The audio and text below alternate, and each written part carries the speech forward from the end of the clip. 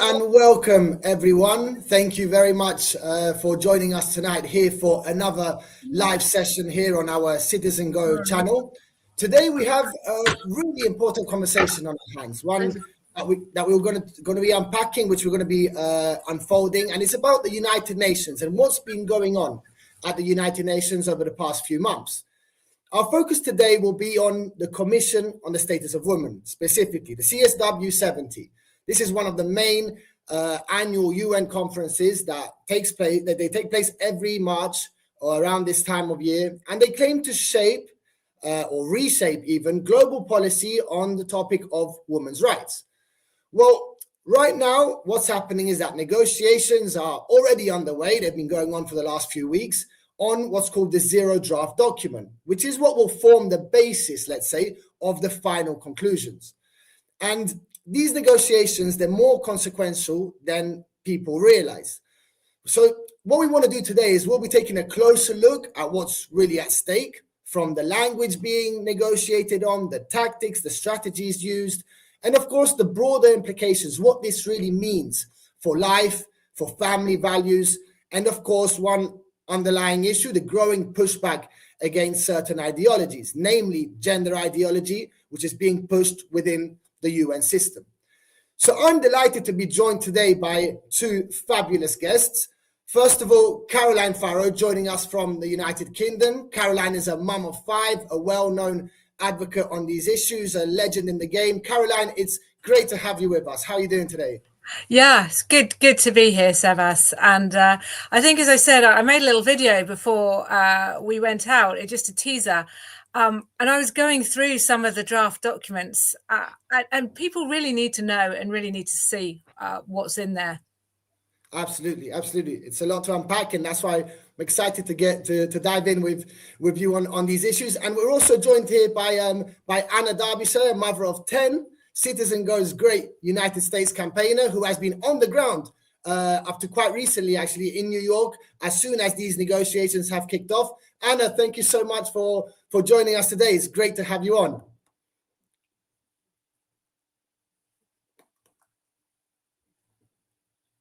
Yeah, I think you might still be muted. Just double check on the technical part. Got it. Are we there? Am I there? Yeah, you're in. Great to have you on. Sorry, it's great to be here. And it's amazing to be able to do the things at the United Nations. Having spent most of my life raising children, it's an incredible honor to get to represent women there and get to represent reality there, really. Absolutely. Thank you. All right, let's dive right in, and we've got a lot to unpack. So let's start off with actually talking about give a brief introduction to people coming in first time or not, maybe or they're familiar with what the CSW actually is. The CSW, as we said, it's an annual conference looking to shape women's policy on a global scale.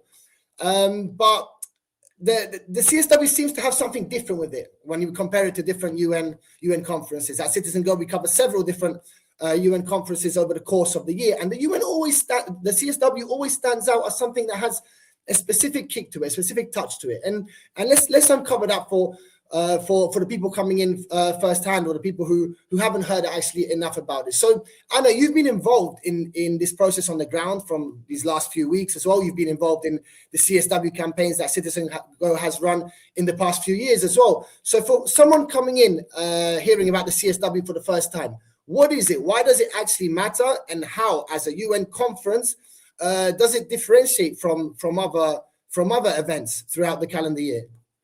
Well, I think probably I'd like to kind of start with the effect of the Commission on Status of Women doesn't stay there.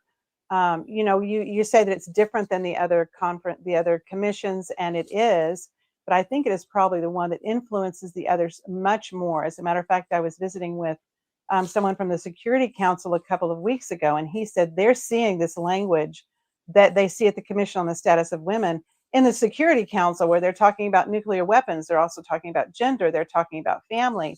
And so what happens at the Commission for Women on the Status of Women, it doesn't stay in that commission.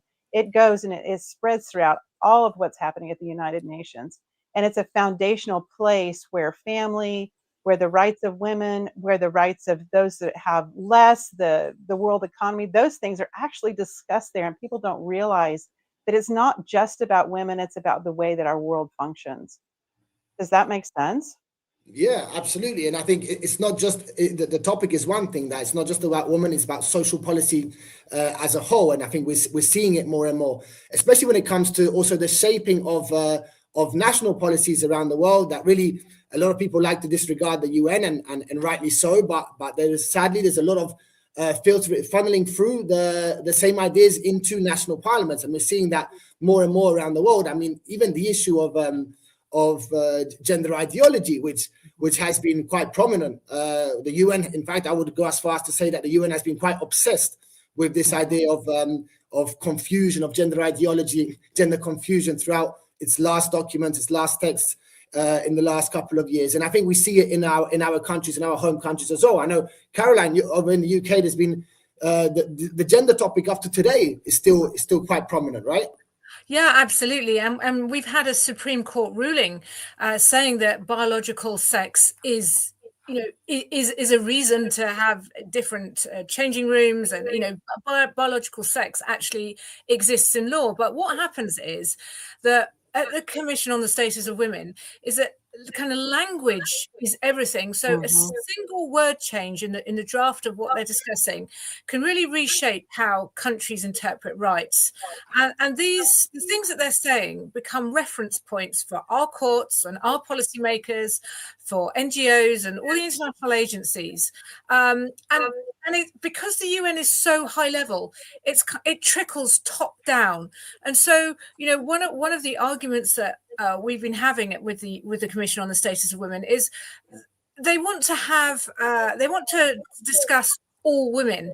Now, what's wrong with that? What's wrong with saying all women should be treated equally? But actually, what they mean by all women is everybody who identifies as a woman. And so Right. when the UN is saying that all women, we're having this argument, that basically if you're a man and you're born with a penis and with male genitalia, you are not a woman. But the UN is trying to say, yes, you can, and that denying that a woman is a woman is somehow an act of violence or akin to terrorism. They've really been putting in harsh language and harsh penalties. And for a lot of the smaller countries who are involved in these negotiations, and perhaps English is their first language, they don't get it. They don't understand, and that's not to attack them necessarily, for being ignorant. But actually, if English isn't your first language, and you think, okay, all women, that's great. Of course, all women should be protected from violence, or all women should be protected from sexual violence.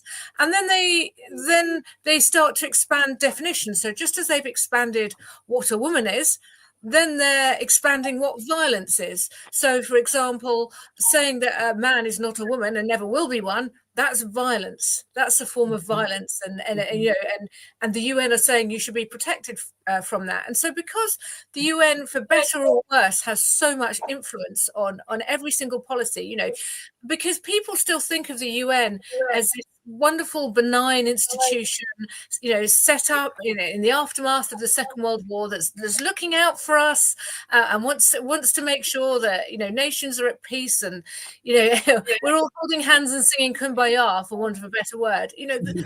The UN still holds so much sway that when they say something, or when the Commission on the Status of Women says something, it trickles down, and on a very micro level, right? I remember a few years ago, my daughters went to an all-girls school, and they had a prize giving. They had this lady who was from the Commission on the Status of Women, and you can imagine, everyone was like, wow, this is a great ambassador for women. She's advancing women's rights.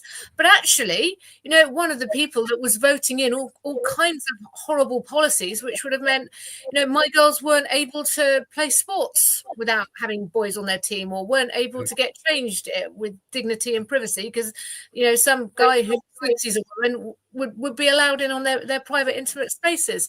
So this is why it's just so important to the work we're doing to really nail down the language in the document and try and get it changed using whatever methods we can.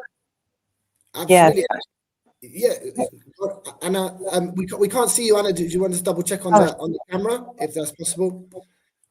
Maybe it's the technical failure on the camera side, but I'll just follow on from what Caroline said just very briefly. It's about these traps that the UN is putting into these draft texts. Back in the day, like you said, it was not normal language, kind of fairly clear, and now we've gone into practically it's a whole different language with regards to the style, the framing of the order of words, the choice of words.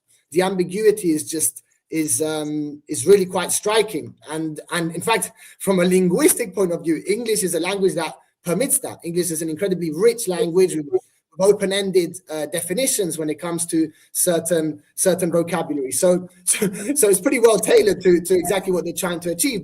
But without going too deep into that, because I want to leave the direct, I want to unpack a little bit exactly what we're talking about when it comes to language a little bit later on.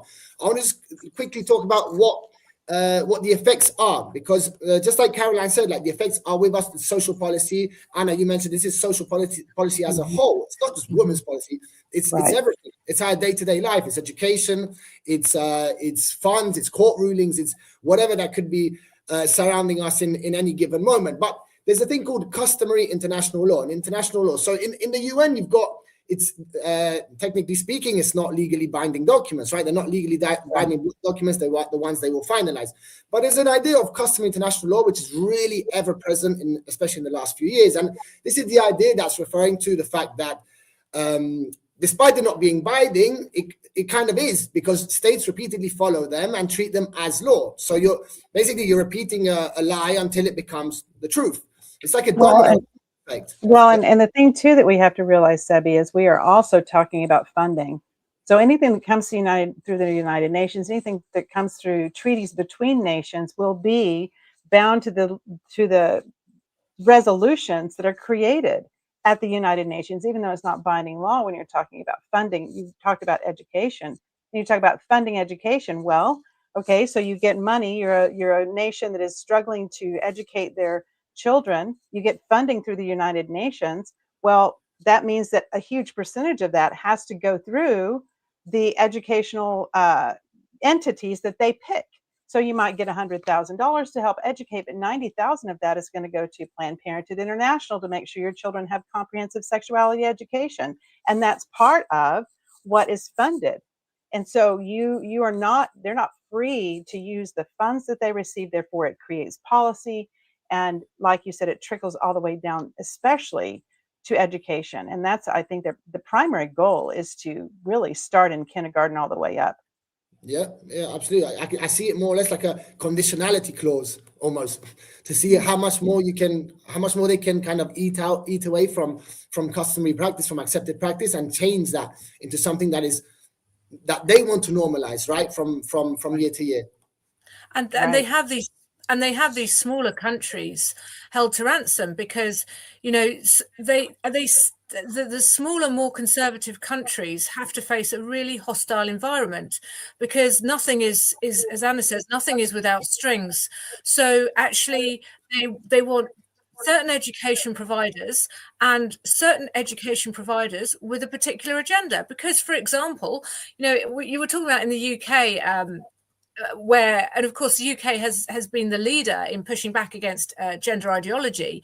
And actually, for anyone interested in that topic, I'm going to be outside the High Court tomorrow, and we've got the latest in our legal challenge. But actually, who is it? You always have to ask yourself, cui bono, who is it that is to gain and to benefit from these policies? And actually, where you say have an organization like Planned Parenthood, not only are they benefiting from, being able to provide abortion and being able to provide contraception and everything, it benefits them if people are as sexually active as soon as possible. but also Planned Parenthood themselves have moved into the whole field of gender ideology. And of course, who does it benefit when you have increasing numbers of children wanting gender transitions and being told they can choose whether or not they're a boy or a girl? You know, who does it benefit to prescribe these drugs and these surgeries?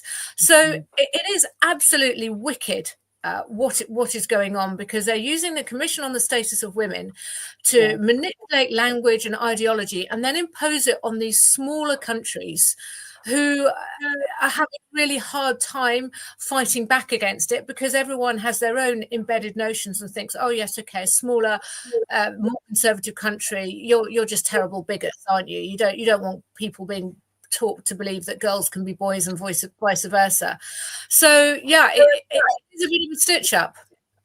Yes, I was visiting with a friend of mine that has been in the United Nations like for 20 years, and she said she has seen more and more of that pressure, that she has seen delegates come out of meetings in tears saying, my country is against this, I am against this is against our laws, and I'm being coerced to acquiesce to do what they've told me to do because of all these other things that we're bound up in. And there's no real support for the nations that are truly conservative and have conservative values about family, about children, about these things that we stand for, and they're pretty much just on their own. And that's a problem. And I think that's why it's so important that Citizen Go is there for them. There are other NGOs that are doing what we're doing, but we're a fractional piece of the pressure, and we are there to support the ones that want to do the right thing. And you talked about earlier about that word, all women, all girls. And they actually were able to, these small coalition of conservative nations, I heard about this a couple of days ago. They were able to get that word, all women and girls, out of the zero draft in the second rendition, I think it was, after hours and hours and hours and hours of fighting. And the question, they just kept coming back to the question, so why do we have to have this adjective? Why do we have to have this? If it's women and girls, it means all women and girls.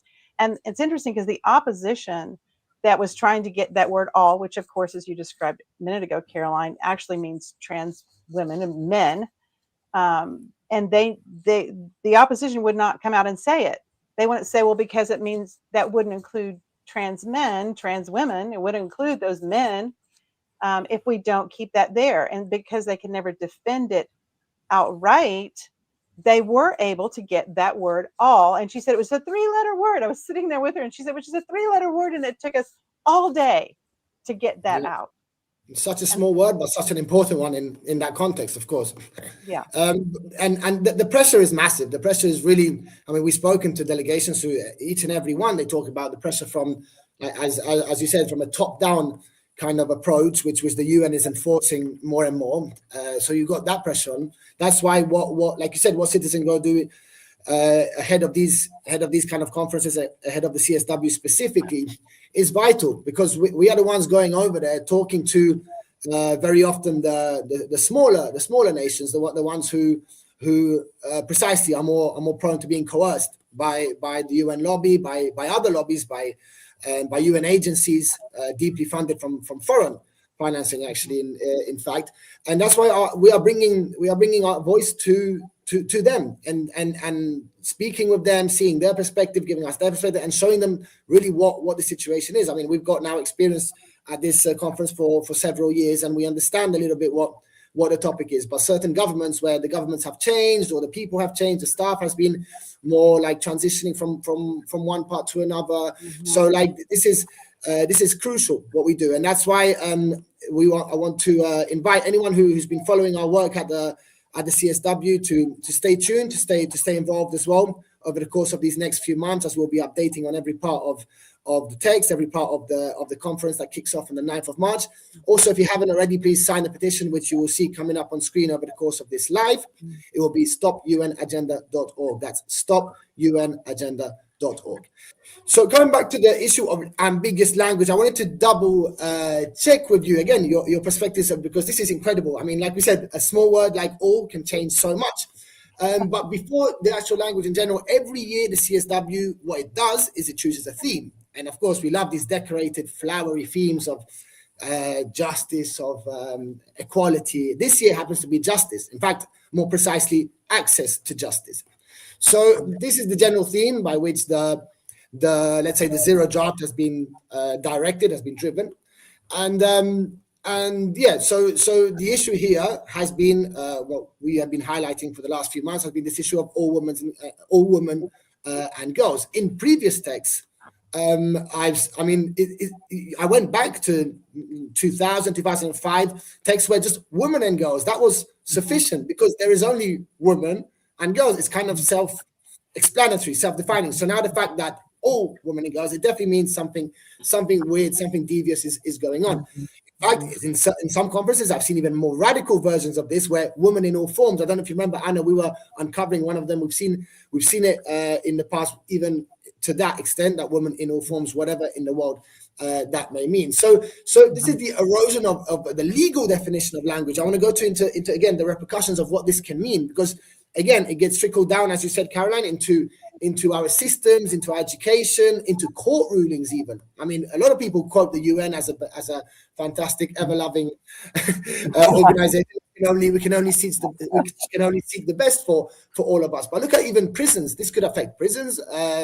There's countries who still haven't defined a definition as to how to segregate men and women in prisons, right? In spaces like these. You know, go ahead, Caroline.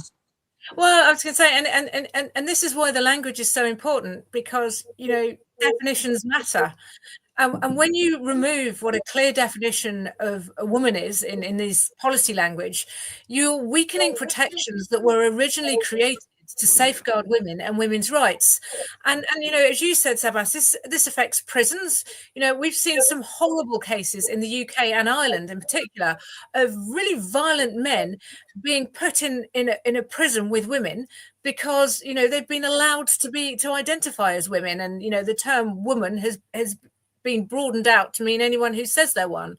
So this affects, you know, prisons and sports, healthcare, education, you know, safe changing spaces, rape and domestic violence shelters, and ultimately, you know, this is our daughters, and if we don't have daughters, you know, this is our nieces, this is our grandchildren, this is everybody's futures, and it's just so staggering, you know. People might think, well, you're being finicky about language. No, you know, these definitions really, really matter.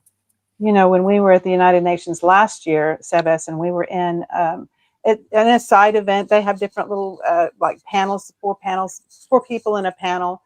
And I don't remember exactly the subject matter of the meeting we were in at that point, but it had to do with the most marginalized women receiving funding during war, famine, and during natural disasters, and how that NGOs and different nonprofits could make sure that those women, the most marginalized, were the ones who received the funding and help first. And it seemed innocuous. They had a woman who was one of the speakers who was deaf, and she had an interpreter there. And then you had just a panel of women that were representing the most marginalized. Well, at the United Nations, the most marginalized is the smallest subset of women. So now, knowing that that's actually the definition, the smallest subset of women are actually trans women or men.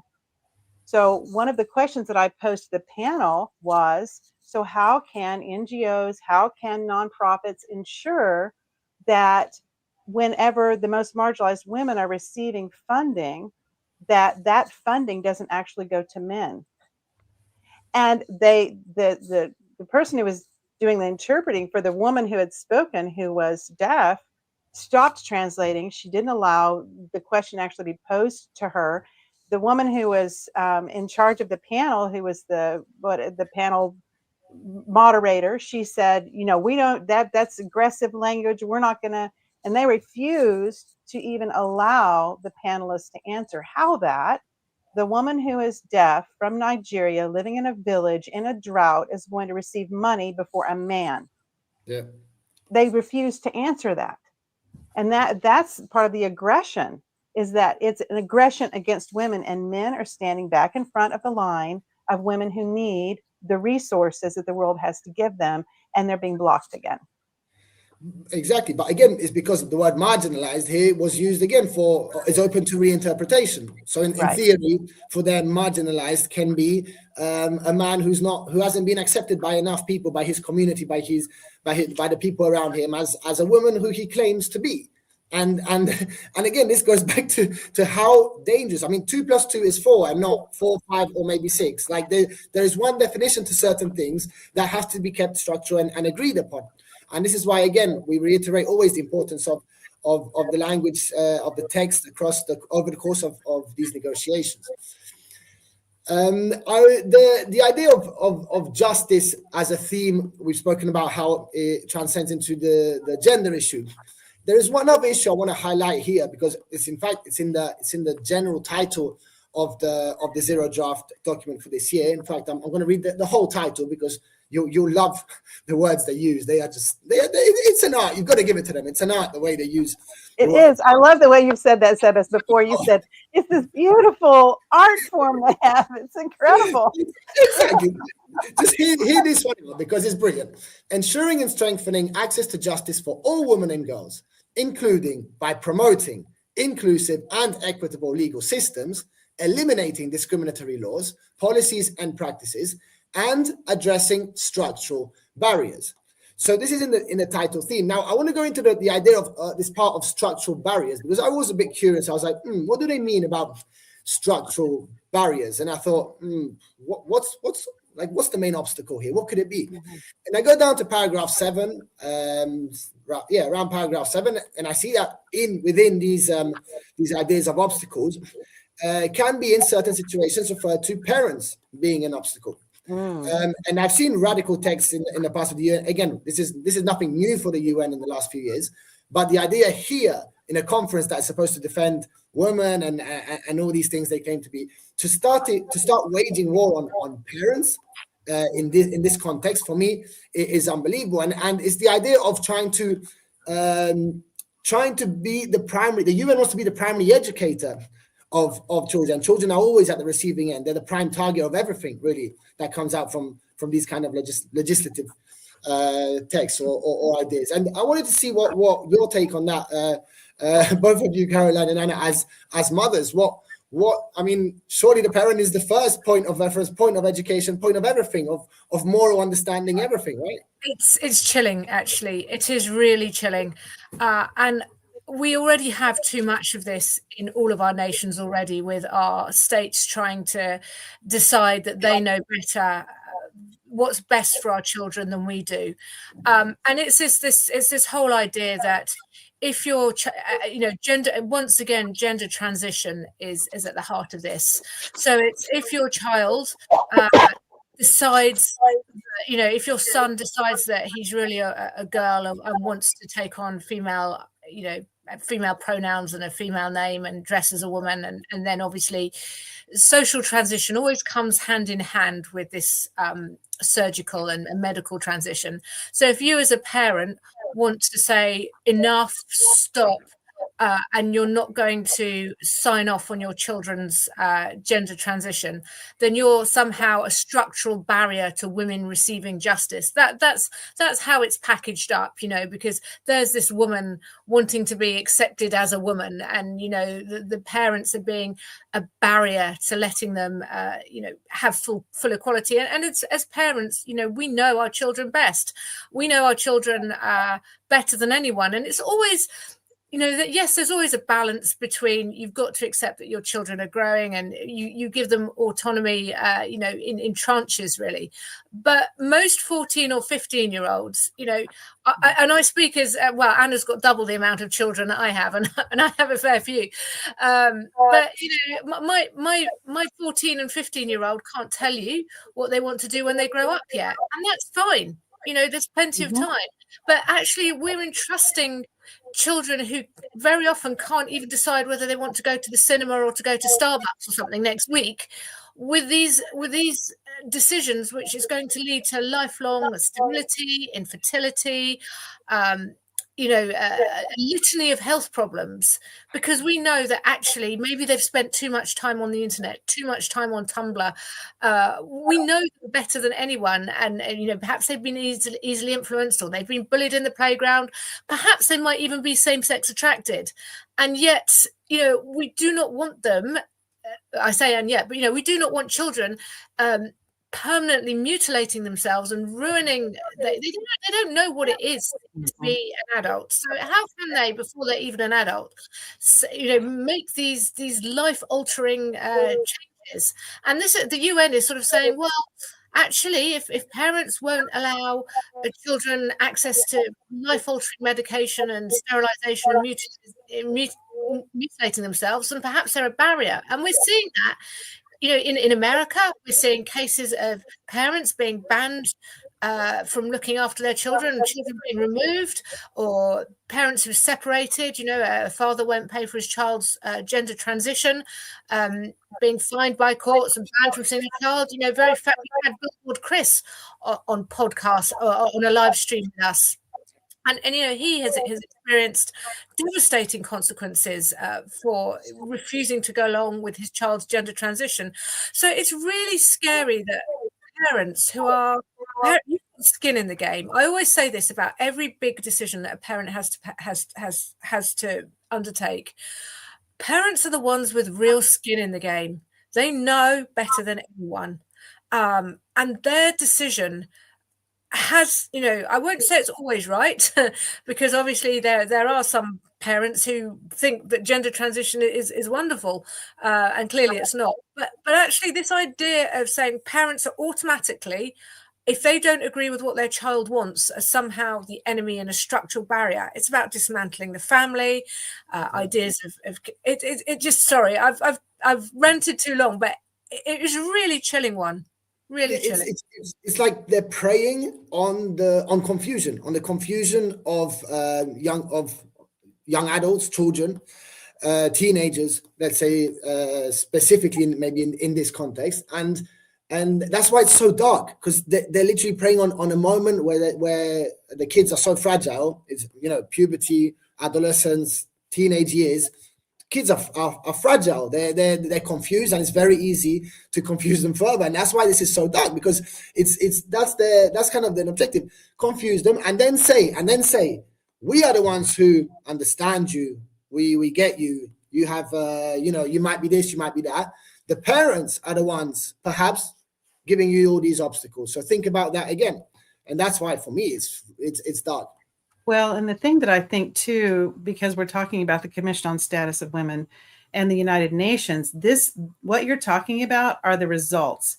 But what's happening there is not as obvious. So they're not going to say parents don't have rights. They're not going to say a child can transition without permission. That's not how they say it. The way they say it is that there's human autonomy, that all humans have autonomy to make decisions, to for even your own personal sovereignty, and all of these words that seem like, that boils down to just basic rights, basic human rights. And they roll it into that human rights idea. And they never say parents don't have rights. They don't say children get to make these decisions. But what they do say is that a child from the time they're born is autonomous from their parent. That's what they are insinuating, and what they end up pressing once the laws are put into place. That's what they're meaning when they say human autonomy. And it's this language of justice as well. So the UN talks, and the Commission on the Status of Women talks about justice. So you said justice is their theme, and that's such a neat trick, isn't it? Because you start mentioning justice, and justice is so fundamental to humanity. It is a fundamental concept that everybody should have access. It's a human right. Everybody should have access to justice. And so when you start packaging these very contentious issues up as justice, it then puts the conservative or it just, not necessarily the conservative, but whoever's on the back foot, because this side is saying, okay, access to justice, it's only right, and for children to have access to justice, they've got to be able to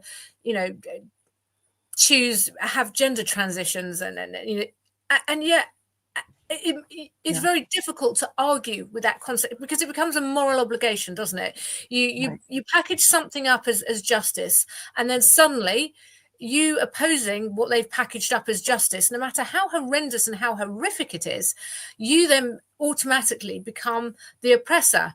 And they package anything up as justice, frankly. They could say it's justice that special needs children have access to euthanasia, and then you become the oppressor. And they do this with both gender transition and of course abortion. They roll it up as justice. So then if Go ahead. The new phrase they're using for one of the new phrases they're using to promote abortion is forced pregnancy. So that's a new term. And you think, oh, well, that means rape. That means, someone's forced her. No, it also means the baby is forcing her to be pregnant. Mm. So forced pregnancy now is the new justice term they're using for the right for abortion. So you're right that the language is always shifting, but the goals are always the same. Exactly. And like you said, Caroline, immediately we start the battle on the back foot, because we're already at the defensive, because we're already putting in our ideas that we believe in life starts at conception, that we believe man is a man, a woman is a woman, normal values, let's say normal. I'm not going to say anything else, because these are normal values to have. And we, with those values, with those ideas, are already at the defensive because of this kind of wording and because of the way they've manipulated it in the text and in the ambiguous language that was mentioned. Exactly. And forced pregnancies, I see that around all the time now in many different documents. I wanted to jump in as well about the idea of children, which we touched upon. I think one thing the UN does very effectively is how it synchronizes these ideas to balance out and tries to push it through different routes. And the CSW is one of its main routes, but of course this is continuous across the whole year. I mean, we follow it at Citizen Go, we follow many UN conferences, and we see that the ideas are the same, that the way they do it, the framing is the same. Just a few months ago, I was following the UN rights of the child, and they were amending a paragraph within the text that again open-ends the idea that abortion, access to abortion, and a kid to have the possibility to transition from one gender to another should constitute as a right, as a UN human right. So again, it's just under the umbrella of things that we all agree on: justice, human rights, things that are natural to us, to our concept as human beings, right, on this earth. That these are all things that we should follow. And then they throw in these crazy, scandalous ideas. And I think that's what's rotten in the UN right now. I think that's why, again, I repeat, what Citizen Go is doing is so crucial to really pull this out and put it on a table in front of decision makers, in front of ambassadors of delegations, so they can see it as well.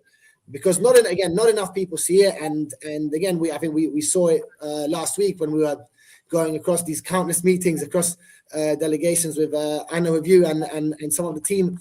I think this is extraordinary work in the sense that it's needed, it's necessary, and again, and your support, everyone here, you're going to see it coming up again. StopUNAgenda.org. Sign a petition if you haven't already, because it goes directly to the decision makers. Caroline.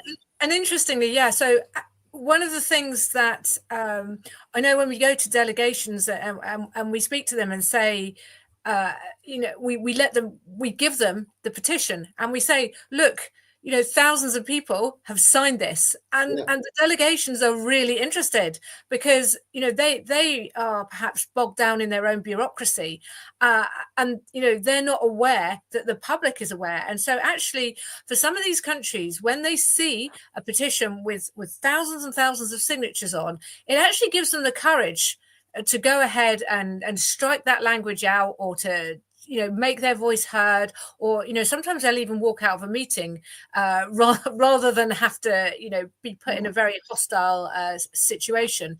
So it's easy to, when you say, well, okay, well, what do signatures on a petition matter? Actually, they give many of these particularly smaller countries courage to go ahead. And I actually wanted to bring Anna in on something else, which I just found astonishing. So at Citizen Go, we have for years and years concentrated on the Commission of the Status of Women, because obviously many of our staff are women, and what happens to women affects all of us.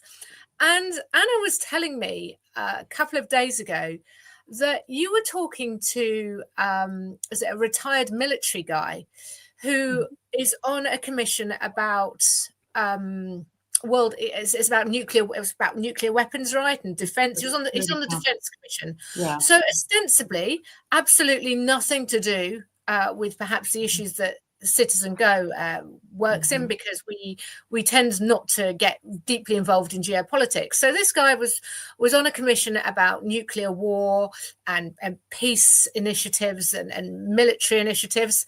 And go ahead, Anna. He was saying that they were being asked to decide on gender issues.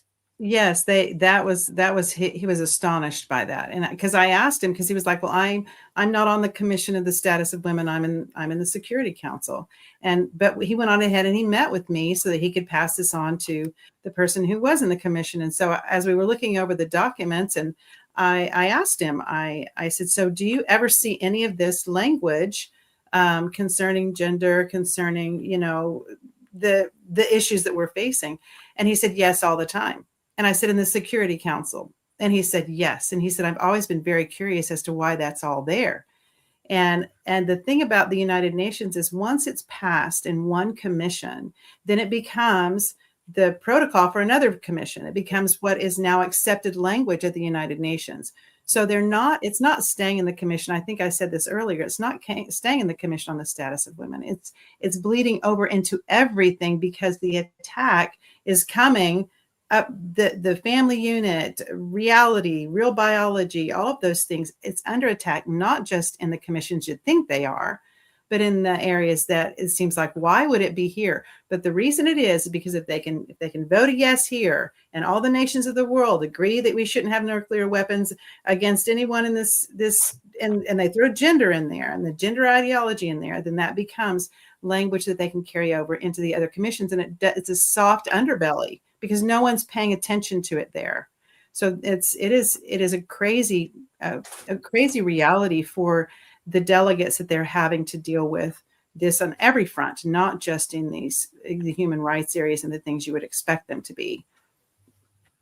It's insane, isn't it, that the Security Council should be having to even think about the notions of what a man and what a woman is, but it's this mission creep, because you get it into one section of the UN, and then it creeps through to the others. And of course, the other area it's creeping through to, naturally enough, is population control and development, who, of course, they're very interested in making sure that everyone can have as many abortions as possible, and that hopefully we all kill ourselves early too. And it's interesting. Well, of course they are. The very name, population control and development. That just assumes a particular premise.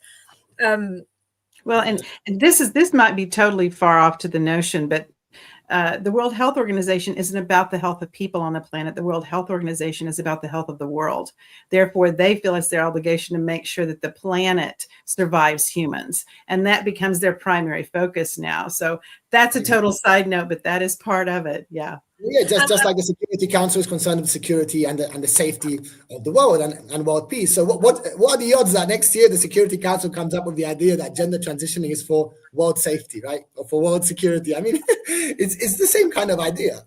And I wanted to move back to something that you said, Anna, that again, this resonates about. So the UN can't defend gender transitions, so and what all women means. They don't actually want to say the phrase all women really means men, or who say that they're women. And this is the same, I think, with abortion. So we're coming up to, in a couple of weeks' time in the United Kingdom, although we have very liberal laws on abortion, they're looking to liberalize it further and make completely decriminalize abortion so that you can have an abortion right up until the moment of birth for any reason you like. And most, wherever you are on the abortion topic, you know, some people do believe in that life doesn't start at conception, and, you know, have a different view. But even very hardcore feminists in the UK have been absolutely balking at the idea that you can just abort your baby at, you know, 38, 39 weeks, you know, well past the point of viability, because that's your right as a woman. And they're beginning to see that actually undermines the whole notion of feminism and women's rights. So there's quite a big pushback against that. And I think that's one of the reasons why the UN and the CSW are trying to wrap up the idea of abortion with justice and being a moral imperative, because most people will naturally, wherever they are on abortion, will naturally recoil. You start mentioning late stage abortion and everyone becomes very uncomfortable and very defensive and saying, oh, well, you know, trying to say, well, it rarely happens, which isn't true. It's pretty frequent. You know, I can give certain anecdotal examples that I know of personally, heartbreaking situations. But they'll say one of two things. They'll say, oh, it's very rare, or, oh, it only happens in these really, really terrible cases, because they know what late stage abortion is and what it entails. And so they have to come up with a defensive notion. And I think this is part of the reason why we're seeing this whole language of violence being inverted, because obviously abortion is a violence against the child, against the unborn child. So actually let's invert it and make it about the woman, you know, the baby's being violent towards the woman, and let's wrap it up in justice, because that's the only way that they can pass some of their absolutely iniquitous and horrific plans. But, you know, and what say do we have? That, you know, the people that are on these commissions, that they're not democratically elected. Well, the thing is that I think, too, is understanding that at Citizen Go, what we're doing at the United Nations, you know, I think that sometimes it's like, well, what effect do we have? Well, whenever you are able to sit, and we're one of the few organizations that does this, like literally a handful, that we are able to sit across the table with a cup of coffee or a cup of tea, with the delegates, with the commissions, with the missions, and say, we're behind you. This language here is going to be used against you in your nation, and go ahead and stand up for your sovereignty here. This is going to, and be able to help them understand. You mentioned it really early on in our conversation about how that if they're not English first languages, they're having to translate the English language that is being changed on them. The meanings are being shifted, and then trying to translate it into another language, and then get their capitals to understand that this is bad language, even though it looks good on the outset. So one of the things that we're doing that's different than really any organization, and that is sitting down with them and saying, okay, look, these are some foundational things that you don't have to budge on, because the United Nations has it in their founding documents that you have the right to say these things. You have the right. You're one nation. You can say this. You can do this. You can block it here. And that about removing the word all came from the NGOs that are helping the conservative nations know what to do when they get in those situations, when they get into those conference rooms, when they get into those negotiations. And so what we are doing is something that really no one else is doing. We're going into the conference areas where they're having the side events. We're confronting the bad language where no one else is willing to do that, because it's hard. Seb, as you know, when we're at the United Nations at the commission, it is such a heavy, you were the total outsiders. I mean, some of our people have been spit on. We get yelled at, even inside the halls of the UN. I was confronted by a mob of people. Why? How dare you say this? How dare you ask this question? It's hostile. It's hostile, and that's what I said a bit at the beginning. That there's something it's got an extra kick to it. The CSW every year, because precisely of the hostile nature, and how just like radical the ideas have gone. How the NGOs on the other side, how, you know, funded by certain by Soros or by big funding, who are pushing their ideas to such a radical level.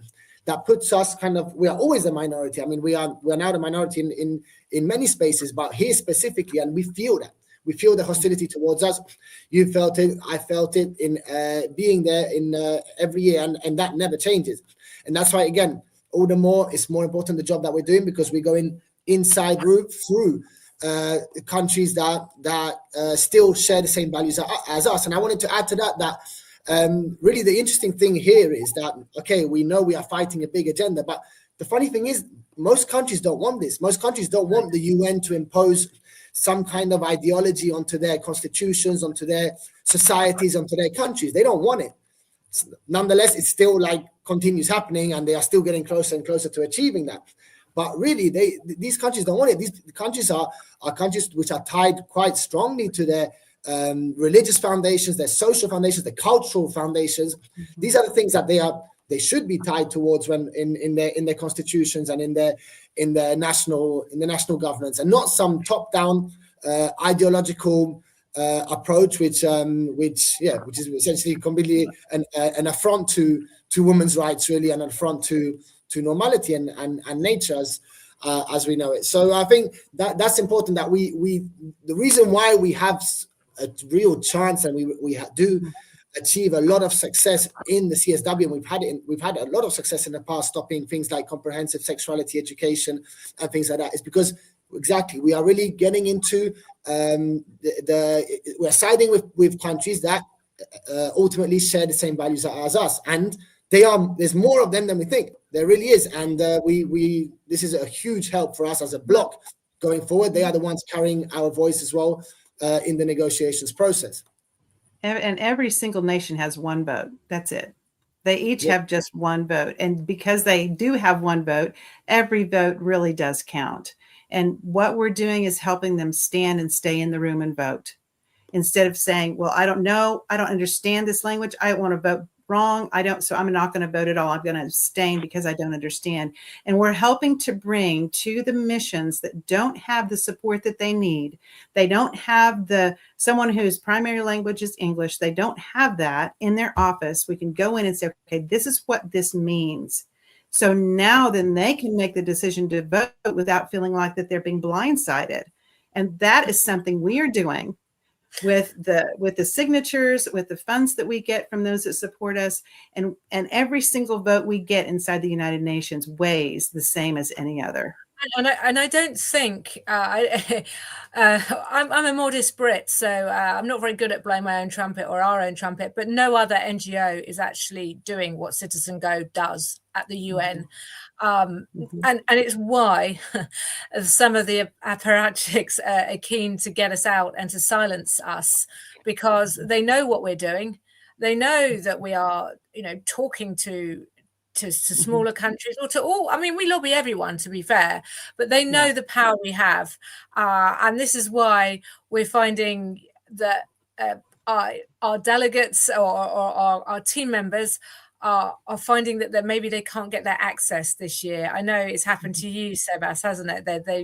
They've tried to ban some of our staff from going in, and it's because we are impactful. If we were just some crazy outfit that wasn't making a difference, they wouldn't care. They'd be like, oh yes, they'd happily give us lip service.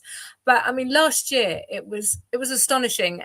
I put a clip on my X and it went viral because Anna, as she said, was asking this question in a side event about, you're supposed to be helping the most oppressed, the most dispossessed women who've been affected by war and violence and poverty, and how does helping men who say they're women, how does that help?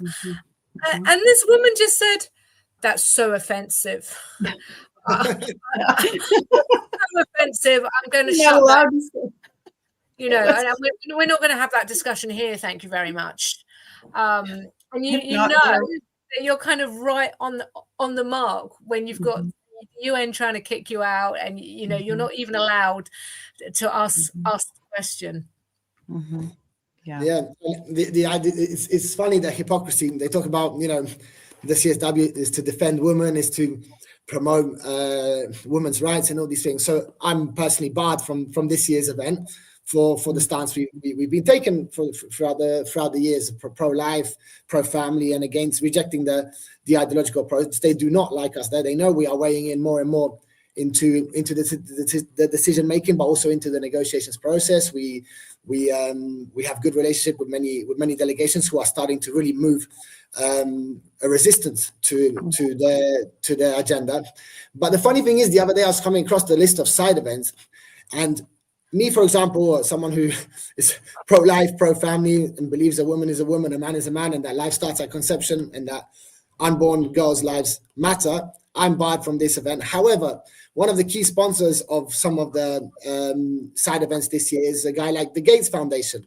You know, someone who's been appearing more and more on things like the Epstein files or other huge corporations who have been funding gender transitioning, which destroys or like literally makes irreversible changes to girls, things that really damage young girls, damage women. But they are the ones who can sponsor side events. They are the ones who are welcomed with open arms. They are the ones who have a real say in the CSW forums, whereas, you know, we are being squashed out more and more. But it doesn't matter, because the team will be going there.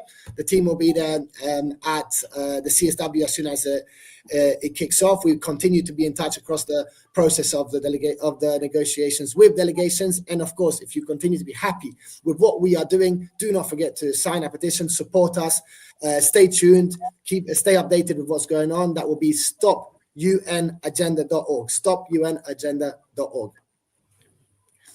I wanted to just let's wrap up a little bit this resistance that we said, Anna and Caroline, we said that we are creating a really strong resistance there.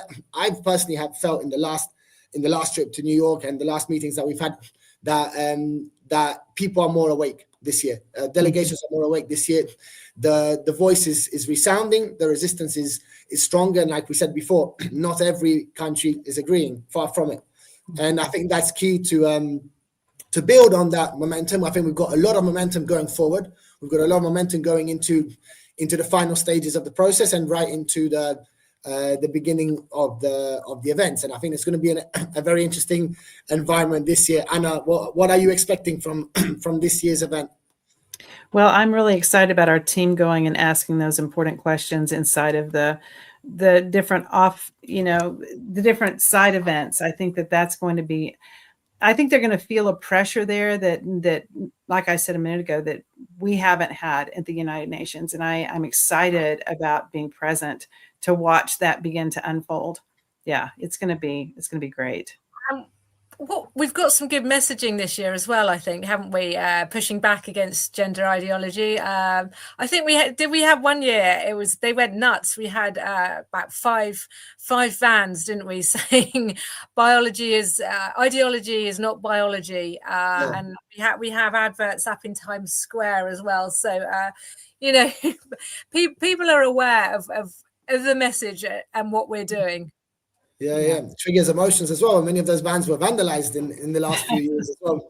I think the message doesn't resound too deep. It resounds pretty deep across the New York Manhattan streets. So it's definitely a very interesting time of the year. It's a very interesting event. A lot inside happens, and like I said, there's a lot of also vested interests that are profiting from what they are trying to put through.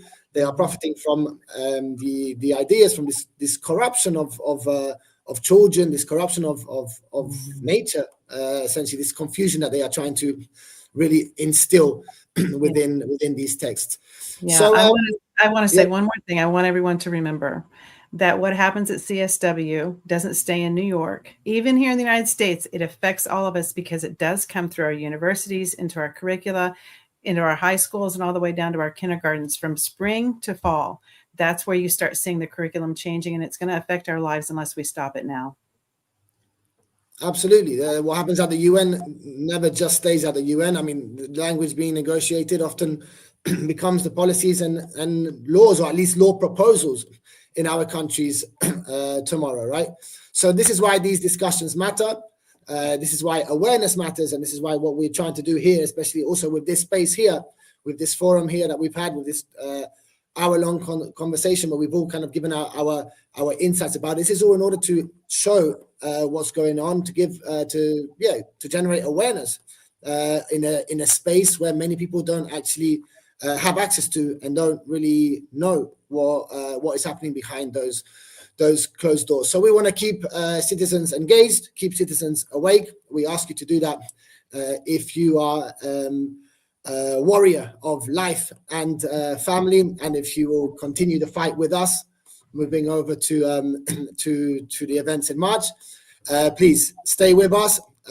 Be aware of what's going on, because I think that's the first step to having some kind of impact. We bring your signature directly to the decision maker, but if you don't sign, we don't have that leverage. We've got nothing to bring them, only our voices. So we need your voice with us there. Keep supporting us. Please sign the petition, and don't just sign. Share it with your friends, with your family, with people who also agree with us, agree with what's going on, agree with defending what's most important, which is life and family. So with that, I'd like to thank everyone watching. I'd like to thank my amazing guests here, Caroline and Anna. Thank you so much for being in this conversation here, for being so engaged in everything that's been going on. I really appreciated your insights today. Thank you, Sebas. Thanks, Sebas. Yeah, we just got to keep fighting. So proud of what we do at the UN, and please support us at stopunagenda.org. And they are listening. They really, really are. Absolutely. Stay on it, stay engaged, and see you very soon. Thank you, everyone. Good night.